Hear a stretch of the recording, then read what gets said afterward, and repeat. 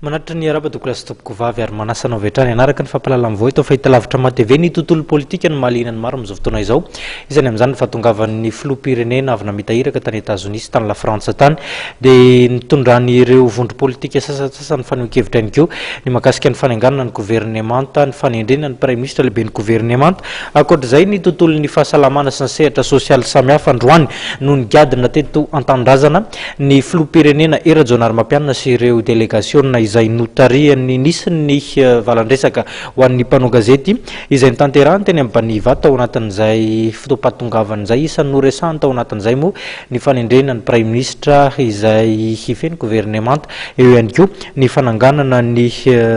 gouvernemanta ary ny firesahana tao anatin'ireo iraka izay niona taminy tao anatin'ity iraka nitanterahany tany Etazonia tany la Frantsa ity.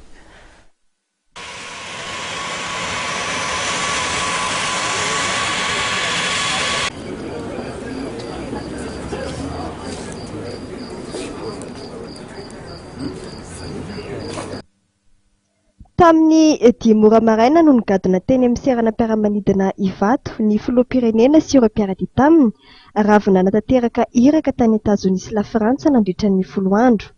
Nandritra ny fionany tamin'ny mpanao gazety dia nasiany filoham-pirenena teny makasika ny fanendrena ny prime ministre, fanendrena izay atao aingana arak'izay azo atao ho ny tenany. Ny prime ministre dia ny filoha no manendry azy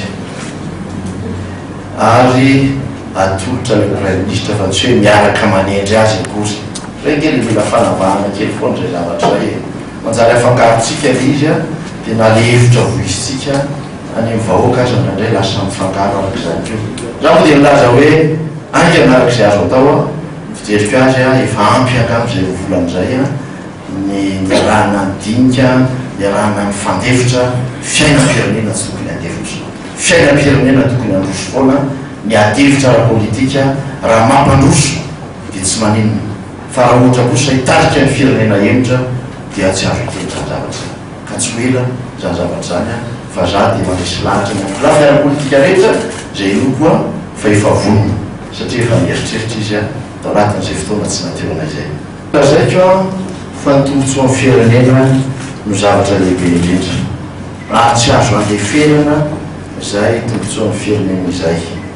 zay indrindra natonga efa namaritra hoe inona moa ny prime ministre ilaina inona moa ny prime ministre tadiavina raha tsy ilay prime ministre tongotra atsika amin'izay tombotsoa am-pirenena izay a dia tokony anjarantsika rehetrarehetra mieritreritra tsy tokony amin'ny président rehetra ke mieritreritra an'izany. Raha ny lazalaza makasika ny fiara-miasa Madagasikara amin'ny any ivelany kosa dia notsindrin'ny filoha fa navelom-bolo ny feonany tamin'ireo tompona ndraiky mpanjakana Amerikanina sy Frantsay. Torak'izany ihany koa ny fiara-miasa amin'ireo mpamatsy vola vahiny.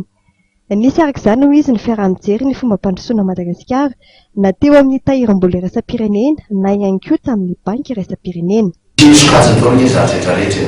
ny voalohany izany dikana voalohany a fa dia tsy olon'olom-poana akory miresaka taminay izany a fa ny faratampony amin'ireny institution reny a misy ny engagement zay niraisiny zareo a dia ho avy a ny teknisiana na niterina ny mpiasa zay amaritra amin'izany a hijery ny fampiarana an'izany efa nilaza totalisa taminareo teo ny amin'ny projet an'ny banque mondiale zay tokony atao a dia ho avy zay a rehefa tena tafapetraka le izy a mbola afaka mifampiresaka amin'izay isika. Arak'izany ary dia amin'ny herinandro ity no andrasana ny fahatongavana ireo teknisianina avy amin'ireo mpamatsy vola vahiny no marian'ny filoha Era-Jonary Mampianina ihany koa fa hoentina amin'ny filan-kevitry ny firenena mampiasa ny teny frantsay na ny OIF ny fanalana ny saziny Madagasikara.